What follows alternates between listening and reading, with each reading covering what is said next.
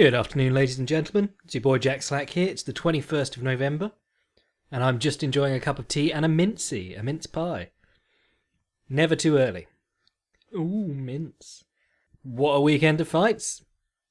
Another fucking 12 hours of fights to watch. It's getting harder and harder. I keep complaining about how busy I am this time of year, and watching 10 hours or so of fights every weekend really makes me feel like I don't have enough time in the day. But there were some good ones. There were always some good ones, but there was also a lot of dirge. But we'll talk about the good ones. We won't bother talking about the dirge. Straight off the bat, Artem Lobov. That guy's legit. Dude was always a little bit sort of comic relief. You know, people felt like he was Conor McGregor's sidekick and that he wasn't very good. And it doesn't help when you've got, the shortest reach in the UFC? Something like 64 inches. But, you know, he had a rough fight against Ryan Hall because Ryan Hall is one of the best grapplers in MMA at the moment. Can't really take it out on Lobov like he had no grappling when he's grappling against Ryan Hall. You want a Killing the King Conor McGregor? You know, just watch that fight.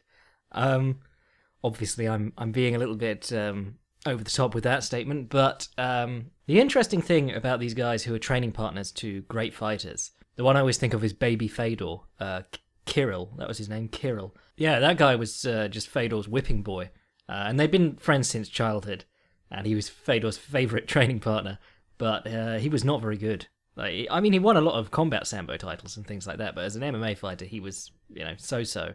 But when you're training with, when you've got a truly elite guy in a camp, and it's not like a camp of elite guys, and you've just got a favourite training partner, that guy is either going to be just a whipping boy for money, like just someone they beat up and feel. I used to have a friend who he'd spar Ricky Hatton on occasion, and basically they'd give this guy to Ricky Hatton when Ricky was having a fat day, when he just felt awful. They'd put this guy in with him, and Ricky would smash his nose all over his face. But yeah, it can be like that. It can be an ego boosting thing. The guy can feel like the mentor to the other fighter. What you can get from these fighters who train with really good guys a lot is, while they might not be special athletes on their own, special fighters on their own, they develop a little bag of tricks to deal with the stuff that's unusual about that fighter that other fighters won't encounter so much. So Artem Lobov trains with Conor McGregor all the time, and so he's not as confused by the backstepping left hand, the trademark of McGregor. There's a lot more to McGregor than that, whereas Teruto Ishihara, there is not an awful lot more than backpedaling and trying to land the left hand as the other guy steps in. But having dealt with that day in and day out for however long, you're going to get good at dealing with it, or making it harder for the other guy to throw it. Especially back in the day, because watching Conor McGregor's old fights, he's this clumsy, swinging, hunched-over kid, and then he's got that backstep left hand, and that's the one that drops, like, all his early opponents, and then he's just swinging wild for the rest of it. It's really interesting noting how much more upright Conor McGregor is nowadays, being obsessed with that in-and-out movement and talking about movement all the time. And, of course, the discovery of his kicking game all benefits from being more upright, having more control over your weight, as opposed to being crouched in the hunched over, I might get hit, keep my chin down sort of style. At any rate, so Lobov comes out, starts throwing that little skip up outside low kick with the lead leg just on the ankle or the calf. Really small technique. I was talking about it last when Rory McDonald fought Stephen Thompson, and Stephen Thompson is another fighter who retreats really quickly and does that a few times before he sort of can pick up on the counter timing. It's also to make sure that the other guy's running through straight into the counter. Because if you leave every time that he steps in, the one time that you don't, he's just going to run straight into the counter. But when you're dealing with a guy like that who can make distance very quickly, having that little step-up tap kick, it's not meant to do damage. It's just meant to knock that front foot across themselves. Lyoto Machida used to use it all the time, but it didn't really work for him because he was fighting... he was a guy from a competition karate background fighting guys who weren't and didn't do that backward movement so quickly. But it is an old competition karate thing if you just tap that lead leg and then you try and get the right hand in afterwards. And that's what Lobov was trying to do. It's also just a really annoying thing to do. The more you can knock a guy's feet out, the more he starts standing differently to try and accommodate that. And if you start standing differently, you can't move back as fast as you were. So that was a really neat little technique that he was using. Other thing, tons of feints. because if you retreat and try and backstep and counter every time the guy shows you a punch, eventually you're going to hit the fence. And Ishihara hit the fence fairly early on and was there for the whole time. It was Artem Lobov walking him down.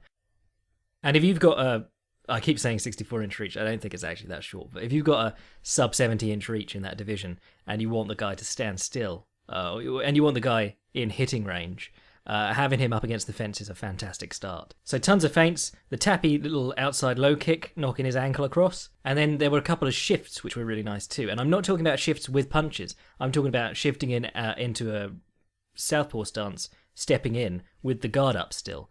We were talking about this in our pre-fight piece, Eddie Alvarez, Conor McGregor. The trouble is closing. You want to make him give up distance as you step in, but you don't want to open yourself up to strikes, which is where Eddie Alvarez obviously got caught. He was trying to use the double right, which was a good idea, but he was just timed perfectly and got clipped on the way in. But obviously one way to deal with that, as this is an extension on what we said about Diaz. He was just covering up and walking forward. If you shift into a different stance with your guard up, you're making it very hard to counter you.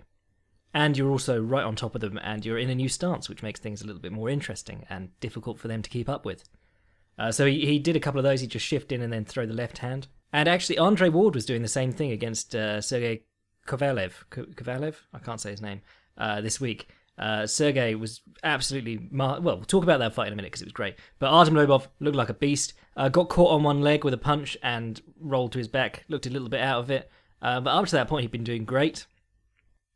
His takedown defense is still a little bit, But then Ishihara is working with the alpha male guys, so he, if he's even trying to take those guys down in wrestling practice, then he's going to be getting some good practice in.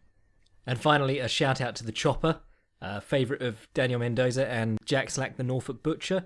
That is a hammer fist on the bridge of the nose, and Artem Lobov did it from standing. He was doing this thing where he was raising his hand above his head and then he'd just drop it down. It was really cool, and why not? Why not do that in MMA?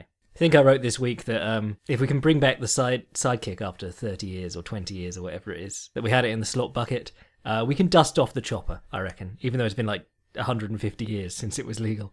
Actually, no, to be fair, Max Baer used to do them, and Jack Dempsey liked them. Backhanded blows, that is. Not so much the downward hammer fist or back fist. Anyway, what else happened? There were a couple of gimme fights for the Brazilians on the card. Almeida got some guy who had like 6 wins to his name. Let's not even talk about that. I don't enjoy giving that sort of fight attention. Like the Cyborg one and the whoever else it was got a gimme on the last Brazilian card. Renan Barão. And then Claudia Gadelha got the same thing, but a better opponent. 6 fights, or rather 6 wins in women's divisions. Not quite as bad as in, stacked men's divisions. There was an illegal kick in that fight, soccer kick on the ground, and people were speculating over whether it actually landed or if the girl was playing it up. I'm well in favour of playing that up. It was a blatant illegal strike attempt. Might as well fake it and be like, please give me a point or take a point from the other person. Everyone judged Josh Koscheck for doing the same thing to Paul Daly. But frankly, if you make the mistake of doing that, throwing a knee or a kick while they're on the ground, might as well milk it and try and get them penalised. Because so many illegal strikes go unnoticed, and, you can't...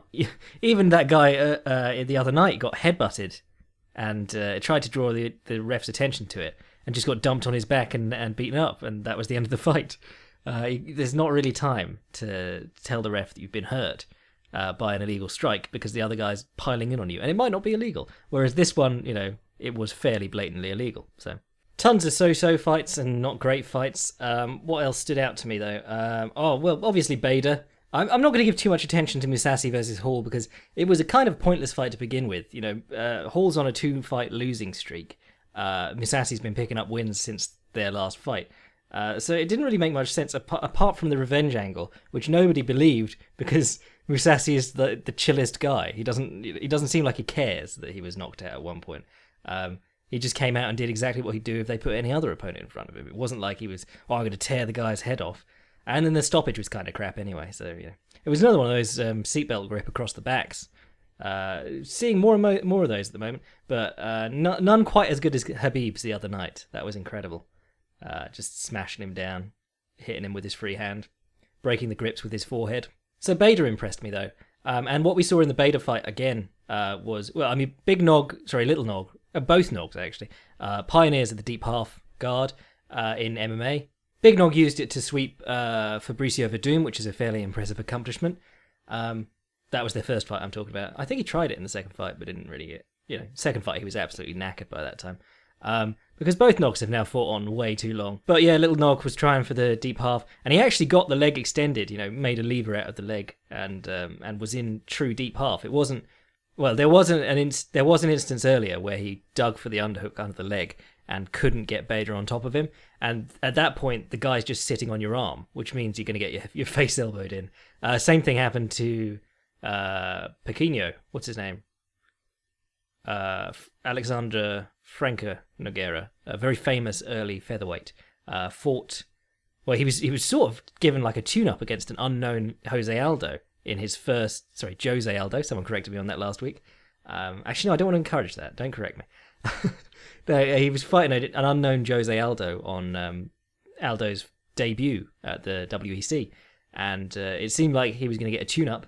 And then Aldo just beat the crap out of him because he couldn't take Aldo down, and then eventually ended up in his guard, or on his back rather, and he was digging under for the deep half guard sweep, and Aldo just sat on his arm and elbowed his head in. So the same thing happened to Big Nog, and then he actually pulled him on top of him for a proper deep half position, and Bader just grabbed his leg, stayed on top of him, and was throwing. Well, at this point, what are we even calling 12 to 6 elbows? Because he was throwing like 11:30 to 7:30 or something. They were very clearly upward to downward elbows, but nobody wants to call that anymore because everyone thinks it's a bullshit rule.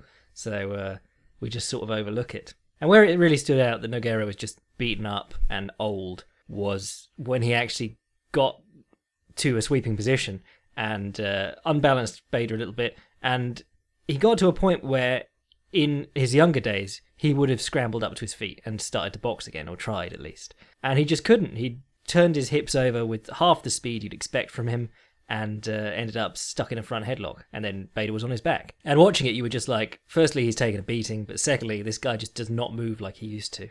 So Bader gets his back, and Nog crawls to the fence. He's trying to get up on his hands and stand up along the fence, and Bader throws him forward, breaks him down. And then he gets back up to his hands again, and Bader attacks a hammerlock, which was awesome. Hammerlock is arm up the back, police styling. Or Shinya Aoki famously hammerlocked Hirota. And it's an old school sort of catch technique. Well, you can see it in wrestling nowadays, but you're not really allowed to use it as a pain hold. But the difficulty in jiu-jitsu is to get the opponent's hand away from underneath their body. Because if you're in the turtle, you're down on your elbows. But as soon as you come up to your hands, that becomes a possibility. So he gets his grip on the hand as Nogueira comes up to his hands, and he drives his forehead into the tricep area of that same arm, flattens Nogueira out on his front, and pulls the arm out from underneath his body, and then pushes it up his back and hops over him. And Nogueira is stuck in this awful position where he's mounted with his arm trapped underneath him for a couple of seconds, but he manages to worm free. But it was a really cool technique. I love seeing guys feed the arm under the back. Everything from the one-armed man pass to Shinya Aoki when he gets guys in the corner knowing that they'll try and crawl up, or the fence because he's now in 1FC. And as soon as the guy puts his arm down to start lifting himself up, Aoki will just pass that across his back. I always mention Chris Hordecki about this time because he was like the wunderkind in IFL, and then can't even remember who he was fighting. But the guy passed his arm under his back from guard and just started raining down blows on the same side because it's very hard to block the hand across from you from a grounded position. You need to really have a shield up on the same side as opposed to try and parry across your body for grounded punches at any rate. So yeah, good for Bader getting that win. I mean, would anyone not have rather seen Alexander Gustafsson? It's sad that Gustafsson had to pull out. As far as I know, it's indefinite injury at the moment, his back thing. Haven't checked in a while. I don't have Google alerts for Alexander Gustafsson, but I haven't heard anything about it, so that's the state of it at last I heard. Yeah, not a great fight. Interesting in the way that I like watching Bader maul people on the ground, but Little Nog has taken such a beating over his career that you just don't need to see that anymore. And Little Nog has always been pretty bad against wrestlers too. everyone from Brills to whoever else he lost to. But they put him in against Rashad Evans to give Rashad a tune-up. And rather than do the wrestler thing, Rashad just stood there and played patty cake with the lead hand for 3 rounds. It was absolutely bizarre. Someone sent me the UFC light heavyweight rankings the other day and asked me for comment, and I just bashed my head against the table. Rashad Evans is ranked number 8 in the world, based off of a win over Chael Sonnen, not a light heavyweight, in 2013. And he's trying to move division too. That's the problem with these rankings. They're done on the opinions of 15 guys, and they can just be like, well, Rashad's pretty good if he ever comes back. And you're like, well, no, he's not fought at all. Well, actually, no, he has. He's been knocked out twice. You're like, he's not fought in that division, or won in that division at least, in the best part of 3 or 4 years. But, name value, so whatever. Just makes it very hard for anyone trying to fight their way up the rankings, because there could be guys there with a few good wins strung together, and Rashad Evans is still there based on that win over Chael Sonnen. Ah, well. Justin Scoggins got guillotined, which was interesting because we talked about that. We talked about that in the article I wrote on Scoggins. His level change, rather than at the knees, he dips his head low at the waist when he tries to take guys down. He likes them to sort of run over the top of him because he likes to backtrack and do the Wonder Boy thing, basically. Sip of tea, bear with me. And that leaves him sort of exposed for guillotines, because if you come in with your head low, you're going to get guillotined. They really like it to keep your head up, because firstly, it's harder to wrap the top of the head under the chin. It's the longest profile of your skull, basically. But also, the straighter you can get your back while you're shooting, the harder it is to even get a grip over the top of it. Problem is that guys don't really like shooting in that style for MMA. Knee to the mat styly. But this time he got caught with a guillotine for a different reason. He got a kick caught, tripped to the floor by accident, sort of in a stumbly sort of way. Guy rushes in on him and he starts coming up, and it was just like Joanne Calderwood against Andrade the other month. Came up. It's very hard to have your head up when you're coming up from the floor to attempt a single leg or something. And he gets guillotined. So that is becoming a real problem for Scoggins. You would, you'd hope he'd go over to I don't know, Ricardo Almeida had a wicked Armin guillotine, or Marcelo Garcia, and just ask if they'll spar with him for rounds and rounds trying to guillotine him. No, it's a rough one. He was doing well up to that point, but it's the fight game. And the guy who beat him was Munoz. Munoz? Yeah, good performance out of him. If there's one thing that fans love, it's an opportunist. But the big fight this weekend. Actually, no, shout out first to Bellator. Well, firstly, Michael Page fought his first real legit opponent, the one they've been trying to do for 3 fights. Three times they've signed this fight with Fernando Gonzalez, and every time it's fallen through for an injury until this time. And I was looking at the stats beforehand, and Gonzalez is 5'10" or 5'9" or something like that. He's given up. Michael Page is 6'3", so there's a good few inches of height there. And he's also giving up 9 inches of reach. So if you add 5 inches of reach, 5 inches of height to 9 inches of reach, or whatever it is, that's a big range disparity. And there was still a fight where very little happened. Yeah, not worth anyone's time really. But this is what always bugged the shit out of me. I want Michael Page to succeed. I would love to see him in with top guys struggling like this, and then coming back stronger. But people were constantly saying, oh yeah, I want to see Michael Page in the UFC. Bellator doesn't have anything for him. And you're like, what Bellator are you watching, mate? You got Sadawad, that guy who just beat him, Douglas Lima, fantastic fighter, Koreshkov, brilliant fighter. Now they've got Rory McDonald. And hints of GSP, he turned up at the event, obviously not intending to actually compete there. It's a photo thing. That gets on Facebook, and then people send that to Dana White, and they're like, ooh, is George going to Bellator? But there's a lot of good welterweights there, and the idea that Michael Page had cleared out the division or something was just ludicrous. But that main event between Bendo and Michael Chandler was a good one. Bendo is one of my boys, has been for a long time. Really cool guy. Yeah, so it's been hard watching him take that fight against Koreshkov, because he was definitely undersized. I didn't really like him competing at welterweight anyway, even against a guy like Brandon Thatch, who's skill level wise significantly below Benson Henderson, But every time they got to the clinch, he could just like Osotogari him with no effort. He'd just step right through it. And that is one of my favourite like giant killer fights, because Bendo put the pace on him. Sorry, he hates Bendo. Benson put the pace on him, wore him out, and then technique prevailed in the later rounds. But, I don't really like seeing Benson do that, having to be the smaller guy and work the pace that much, even against not great welterweights. And then there was a bizarre piece of matchmaking where they put Patricio Freire, he's the smaller one, yeah? Yeah, the smaller Freire, who's a small featherweight. They put him in a lightweight title eliminator with Benson Henderson. And Benson struggled to get going, and then freak broken shin. Well, not freak broken shin, he was checking the kicks. So if you kick into a check and you break your shin, or your foot or whatever, you don't get to complain that it's a freak injury because the guy did the right thing and you hurt yourself. But up to that point, I mean, Freire had been really troubling him with feints and stuff, and just really crisp striking, it looked like. A more thoughtful Freire than I'd seen in quite a while. So we were in a weird place where we didn't really know what Benson could do in the Bellator lightweight division, and it almost seemed like it had been booked that way. Because when Benson came over, you could have made, I think Will Brooks was still there at the time, you could have made Brooks versus Benson, and that would have been an amazing fight, because you'd have seen a guy who was legitimately still top 10 lightweight, could hang with most of the guys in the UFC, coming out fresh out of the UFC division on a decent run, I think. Oh yeah, no, he did lose that fight to Donald Cerrone, but that was basically, I felt he won it, but that was basically like a coin toss on the decision. But you had Benson coming in still in good shape, and you could have had him against Brooks or Chandler or anyone in that division, and we'd know something about that division, how it measured up against the UFC one. But they didn't do that, so that was a bit strange. So this fight was, a lot of people were counting Benson out, and in the first round, it looked like it was going to be a blowout.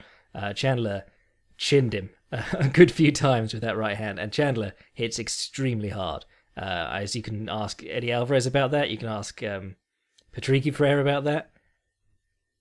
Guy's got a wicked right hand, and he's getting better at sneaking it through. It's getting straighter. He's using his jab better. So he lands a few of those. Had Benson reeling. Threatened the guillotine several times from the top. I think he works with Neil Melanson, who I shouted out last week because he's brilliant. But Chael Sonnen was mentioning Neil Melanson on commentary, so I assume so. Chael was good on commentary, actually. I enjoyed that. I'd only ever heard him in a like a comedy sort of setup with JR. That was really weird. Anyway, really good fight, and Benson really came back and looked a lot more like his old self towards the end. The worrying thing is, of course, if it's taking you more and more to sort of wake up and get into the fight, you don't want to be at the point where you're almost getting knocked out every time before you get in the fight. You need to wake up a little bit sooner. It seems like he needs someone to tell him that this is a fight now. It's okay to get hit and hit back. He tries to outfight, and it really isn't his sort of style. His great strength has always been scramblability. He's brilliant in fights where he sticks to the guy and there's tons of movement and tons of action, and he'll just outlast them. So good fight, probably the right decision. Chandler getting the win. I mean, he was really laying into Benson at some of those points, but not a bad showing for Benson Henderson either. So finally, Kovalev versus Ward was. You'd have enjoyed it as an MMA fan because you know about the clinch. I was listening to the commentators, and I do like Max Kellerman, Roy Jones, and Jim Lampley. I think they're really good. And Howard Letterman, whatever his name is. Okay, Jim. That guy with the scorecard. But they all they were like, why is Ward holding on to Kovalev? And that wasn't the case at all. Like, Ward would come in low, and I think he was trying to get inside position with his head on the sternum or underneath Kovalev's, because he does good work from the inside. He's crisp from there. And Kovalev actually trains with wrestlers. There's footage of him doing wrestling training in the ring, and like miming his punches between it, and then wrestling and grappling with the guy. And the wrestling was just too much. He was throwing his arm out. As soon as Ward came in low, Kovalev would throw his arm over the head, get the stockade, underhook the far side with basically a guillotine, but you're underhooking the arm instead of going for the throat. Really good way to put pressure on the guy's neck, tire out his back. If you saw Kakuno versus Eddie Alvarez, Alvarez wants the takedown very early. Kikuno gets the double stockade, which is both underhooks and the head under the armpit rather. And he holds it for like 2 minutes, and by the time Eddie gets out, he looks exhausted. Not a nice position. Puts a lot of pressure on you. I mean, it's like the logical extension of... Kovalev was trying it in this fight, but when guys came in low on him, he'd put the forearm across the back of the neck and he'd just lean on it as hard as he could. Just make guys carry your weight, because the guys don't want to fall on the floor. So a lot of the time they will try and keep their head up and just wear out their back and neck. And of course, your neck is the shock absorber in boxing. So that, if you're into all that old wives' tale science, as I like to call it, then tiring out the neck is never going to be a bad idea. And the interesting thing about this fight was that Ward was, we generally consider Ward the more dynamic, sort of polished, more bag of tricks guy. But Kovalev was just messing him up with jabs at range. Nice couple of right-hand counters as Ward was stepping in. Knocked him down when Ward was trying to slip and come back with the right hand, obviously thinking that there was just a jab coming or something like that. We talked about that in an article I wrote called Andre Ward, Old School Skills, New School Thinking, or something like that, which was basically about all these cool old school tricks he uses, but then he does weird stuff like switching stance. But he'll do things like the inside parry on the jab. You saw Conor McGregor do this to Nate Diaz, where your left hand parries their jab, so that you're open to their right hand if they're going to follow it quickly. So you have to really judge it quite well, whether they're just throwing a jab out or if it's going to be slow, and then get your right hand in before theirs, because you're exposed to their right hand the entire time. And then Ward did the shift, like Artem Lobov. He was sick of getting leaned on when he came in low, so he started stepping in with a shift first and trying to hit the left into the midsection. Worked a couple of times. And then Kovalev, who's known as sort of like a big, well, not clumsy puncher, but a big thudding puncher. Not a particularly fast-moving guy on his feet.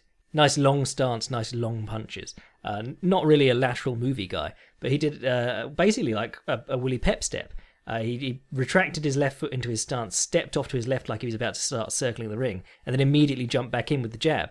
It was really cool to watch him do that, especially because he looked so big in this fight.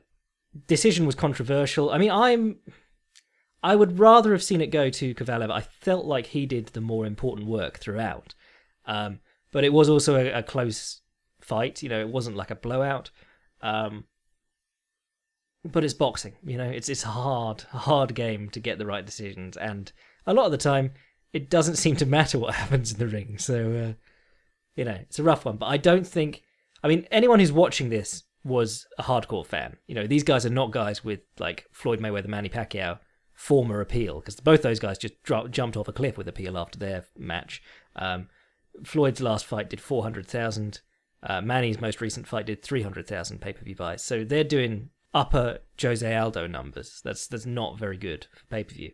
But anyone who saw this is going to be hardcore anyway. So I don't think it's really going to matter to their records and their appeal that much. I think people who saw it will think, regardless of who they thought won, they'll know what the other guy did, and they'll say, okay, it wasn't a blowout by any means. So plenty of cool stuff from this week. Hammerlock from Ryan Bader, awesome. Russian Hammer Fist, just terrific. Kovalev's little pep step was brilliant, and the stockade, just using that. And also just his pummeling for underhooks was fantastic. Underhooks not typically seen as good boxing clinch. You prefer overhooks because that actually ties up the guy's hands. But if you get the underhooks and you stand right up and you're almost lifting the guy off the ground and you pull his chest right to you, it's almost impossible for him to do anything. Even the little slappy punches are going to be to the back of the head, and they're going to get him warned. I mean, the classical tie-up is the 50-50. It's 1 over, 1 under, and you overhook the opponent's near arm, and you put your glove on your chest, and you press in so that your chest's stuck to theirs, and your glove's pinned in place. And then you've got the underhook on the other side, and you keep that shoulder up so that if they do start throwing punches with their free hand, you can just roll down behind your shoulder. And you keep your head on the other side of their head from their punch, obviously, too. I mean, that's the classical tie-up. But there are lots of ways to tie dudes up. In boxing, double overhooks, it's completely acceptable. Whereas in MMA, double overhooks typically is actually giving the other guy underhooks, and he's going to start throwing you around. Right, before we move on, I thought it'd be a nice idea to talk about something that I didn't bring up in my article, because there was a lot going on this weekend. But One of my boys, Kevin Lee, was on the card against Magomed Mustayev, another scary Russian guy. Now, Lee's been around for a little while now in the UFC. I've had a couple of chats to him. He's a good guy. But this was a really good fight for him and got him a lot of attention on a weekend where not a lot was happening. I hadn't looked much into his statistics or past, but I knew he had a ridiculous reach for the division. He's got 77-inch reach on a 5'9" body. So even when he was fighting Leonardo Santos, who was 6'1", he still had a couple of inches reach on him, which is always a surreal sort of matchup because you've got one guy punching level with his shoulder, so in effect he has more reach or more range, and the other guy punching up, but he has a longer reach, so his range is also a bit weird. Mustayev showed the kind of savvy for striking that you always like to see. Came out and immediately attacked the body. You know, no swinging for the head. Kicks Kevin Lee in the body right off the bat. Sounded like a what was that one Stephen Quadros used to say? A buffalo being hit with a baseball bat. It was a loud kick. And then he was kneeing the body and looking for back kicks and side kicks throughout the fight. Actually, Mustayev threw a spinning back fist, and Kevin Lee level changed while his back was turned. And Mustayev still managed to clip him with the forearm by lowering the blow, which is a lesson in, well, either anticipation or spotting. Spotting for turning techniques is very, very important. Spotting is an idea, well, I mean, you could learn it from a gymnast or a dancer. It's when you're spinning, your head goes first. So you start spinning, your head whips around first and focuses on where you started, you know, the point you were looking at to begin with, and then your body follows it round.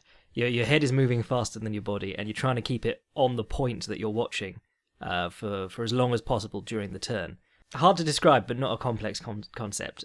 Like I said, if you're someone who really enjoys their back kicks or back fists, talk to a dancer or talk to a gymnast. You know, people who do pirouette style movements all the time and have to learn that stuff.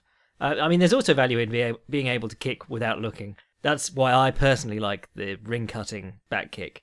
Having the guy circle out past your lead foot and then just spinning, you don't even need to look, you know where he's going. Really valuable little technique. More for back kicks than like true turning side kicks. But that's also because I personally am lazy and don't like spotting and don't like having to kick long. But Kevin Lee is an interesting guy, and I keep promising I'll write something about him. I didn't manage it this weekend, so I'm going to try and do a little bit of a focus on him now. The things that I have seen get Kevin Lee in trouble are... well, firstly, he's an amazing wrestler. If you saw him on the ground against Mustayev, he's styled all over him. Mustayev, really interesting ground style in that he was just sort of standing up from mount. You know, he could get the underhook and then try and turn his hips over and get the single or something like that. You know, turning his back at points where you would think that would be disastrous. And it meant that he gave up his back a lot, but he also slipped out a lot too. I thought perhaps he had some bizarre Sambo lineage or something like that.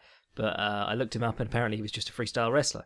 But then if you're in Dagestan, you know, he's probably trained with those Dagestani lads, and they're all a little bit weird on the ground. And on the feet, actually. Not that weird is bad. Weird is not always bad. Weird is unusual, and we always like that. The thing about Lee is, on the feet, I feel like he's trying... he's worked very hard to improve his boxing, and it looks very crisp, and it often works well. But... he's an aggressive sort of fighter. You know, he's a guy who really likes getting in on the takedowns and landing the heavy strikes. And as a fighter with a reach advantage, if you're talking in a pure boxing context, going towards the guy is the easiest way to give up your reach and let the guy get into a distance where he can hit you. And not the best example of this because Leonardo Santos. There are so many Santoses and Leos from Brazil. I always get confused. But Santos, when he fought him, Santos had a height advantage, but he was constantly countering Lee as he stepped in. And I understand that Kevin Lee probably wants to get his jab off, build off of it. He did a good job with that against Montessori. Montessori is a type of school. James Munsari, the guy with the sick kicks. He did a good job of building off his jab against Munsari. But I think if Kevin Lee were going to look at anyone and build sort of his method, I won't say style, but his methodology in their image, I mean, I always use John Jones as an example, but it's a great one for Kevin Lee because he has that reach. He's quite a tall guy for the weight class, but he's got a very long reach for the weight class. He's got the wrestling pedigree, and he's so strong in the clinch and on the ground that John Jones is a natural comparison there in terms of attributes and desired outcomes. So if I were trying to improve Lee's success with his hands, I would have him doing exactly what John Jones was doing against Teixeira and Daniel Cormier, and that is have them come to you. You keep retreating. Every time they step onto the end of where you know your jab is, jab them. Because it's a lot easier to jab a guy as you know he's stepping into your range than it is to step in so that he's on the end of your jab and jab him because he might step in as well. It gets a little bit trickier when you're dealing with two moving parties rather than leading the guy towards you and then you choose when you're going to step back in. Now the thing about that is, of course, it doesn't lead in particularly well to the aggressive wrestling, which is what Lee likes to do. And this again is the John Jones thing. What John Jones does is firstly long straight kicks and low kicks out at range. Any guy with a reach like Lee or Jones, I'm going to say work on that snap kick because it's a killer. The solar plexus is consistently the least guarded part of the body. It's very hard to do with your elbows by your sides, protecting your ribs. It's very hard to keep one in front of your solar plexus. In fact, it's damn near impossible without opening something else up. So that kick is so valuable. It's like the body jab in terms of there being an easy opening there, but it's a good deal more powerful. But then what John Jones does is he also fights aggressively. When he wants to step in, what he'll do is smother the hands, which is something I really like seeing from guys, and he'll work his elbows rather than trying to box into range. Elbows, firstly, if you're a long guy, you've got slightly longer elbows than the other guy anyway, which is always good. You can be... The range that they're sort of hooking and you're uncomfortable is also your elbowing range, so you don't have that awkward range that you do in a pure boxing match. Though it is possible for taller guys to get comfortable punching in what is traditionally for them a more awkward range. If you look at Riddick Bowe, a very long guy, very successful with his jab, but also brilliant at clipping off very short uppercuts in really tight spaces. Really surprised Evander Holyfield like that, and was a bit of an oddity in that sense. Whereas if you watch a guy like Lennox Lewis, very flustered when guys crowded him. He was really sort of more the Larry Holmes, let's tie up, rather than trying to get off punches on the inside as the other guy got to the position that he liked. But yeah, John Jones does that wonderful thing where he comes with his palms out, smothering the opponent's hands. If they start swinging around the outside, that's when he just steps in and he has the underhook anyway. If they punch straight, then they're going straight into his hands and they're going to get deflected. And at any point, he can fold over with that elbow, the one that stunned Rashad, landed it a load against Glover Teixeira. And the wonderful thing about elbows is that an elbow at completion is basically a folding guard. Think of the dab. That was the dance, right? The one that Hillary killed. Where you've got your, like you're sneezing into your elbow, basically. It's a very good position because your whole jawline is framed by your arm. The top of your head is still exposed, but that's generally harder. Unless the guy catches you really good on the temple, you're probably not going to get knocked out there. And you can just fold in behind your elbows. And that's what John Jones did with Glover Teixeira along the cage, but it works just as well if you're moving in. Throw out the elbow, even if you miss, stay behind it. That was a mistake that you see a lot in MMA. Guys like Shinya Aoki dived in with an elbow against Eddie Alvarez, and if he'd stayed behind the elbow the entire time and then got back to guard, he'd have been fine. But he threw the elbow and then dropped the arm, having missed the elbow, and then being Eddie Alvarez, the right hand came in immediately after and knocked him spark out. If you want to strike, draw the guy onto you.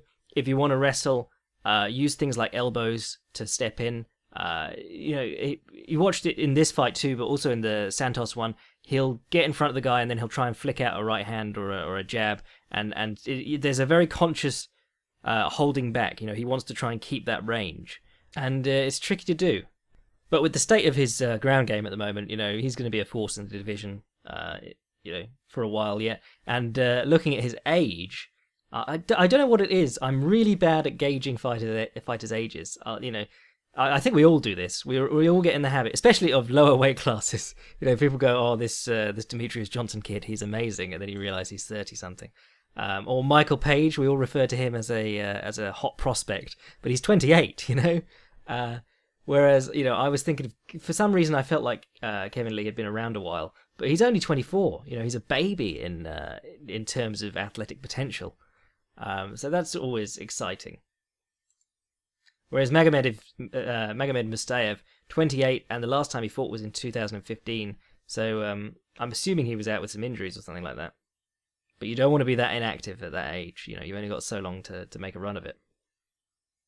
As I say, if I could do one thing to change Kevin Lee that I feel like would make him better long term, it would be to have him switching between boxing and kicking on the retreat, or leading the guy around the ring, and then stepping in and working his grappling, as opposed to sort of controlling the center the whole time and moving forward constantly, which led to him eating a couple of those body kicks, which was similar to Ellenberger versus Brown. If you're constantly there in front of the guy and you're being a presence, you can expose yourself to body kicks if you stop. If you keep them backing up the entire time, it's very hard for them to kick the body with any power.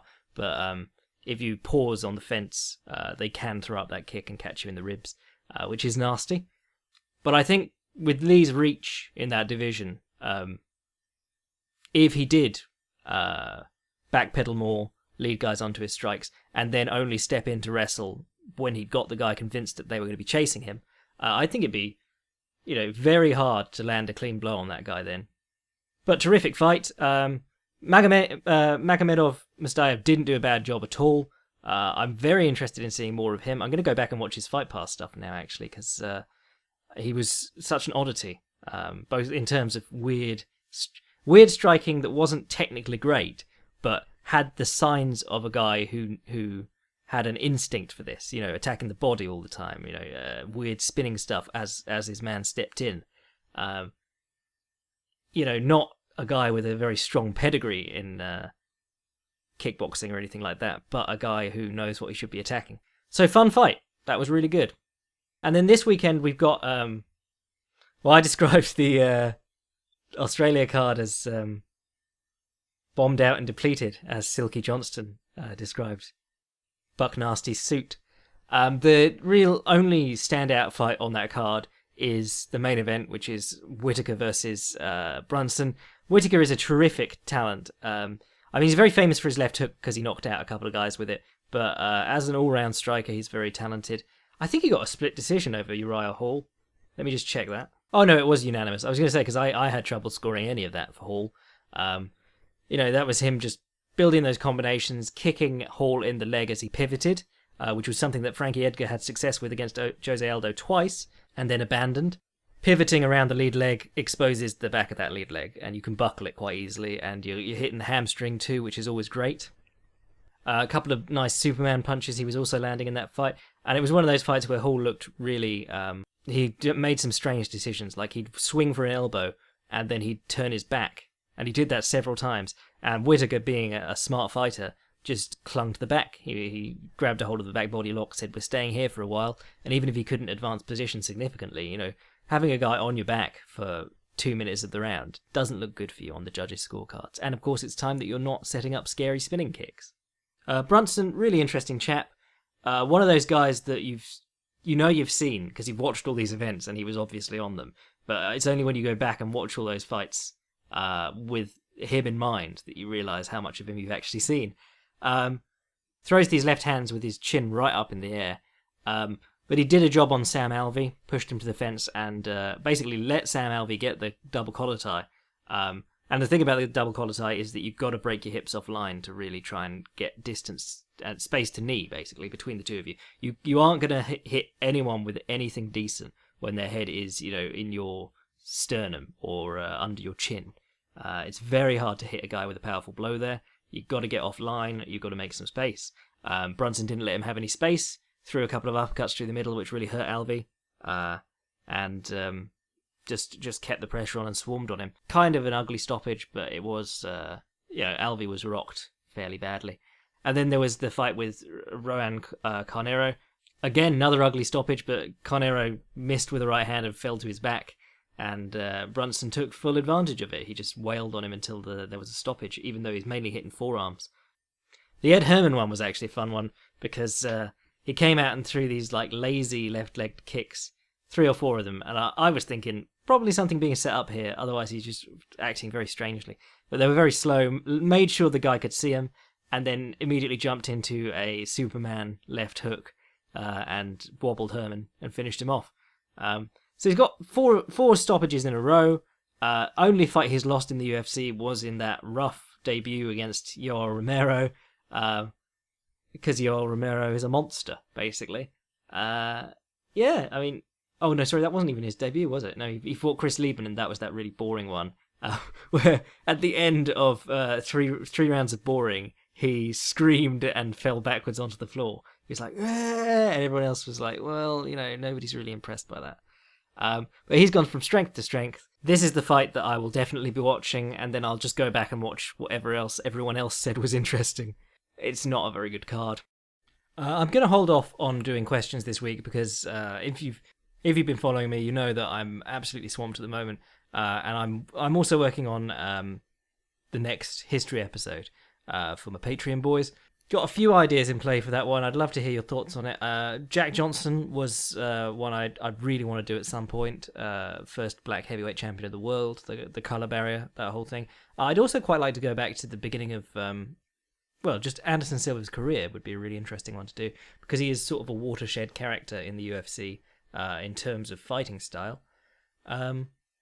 Also, any recommendations or requests that you have for future history episodes, I'd love to hear. I've got to run back to work now, and I'll catch you all next week. Cheers.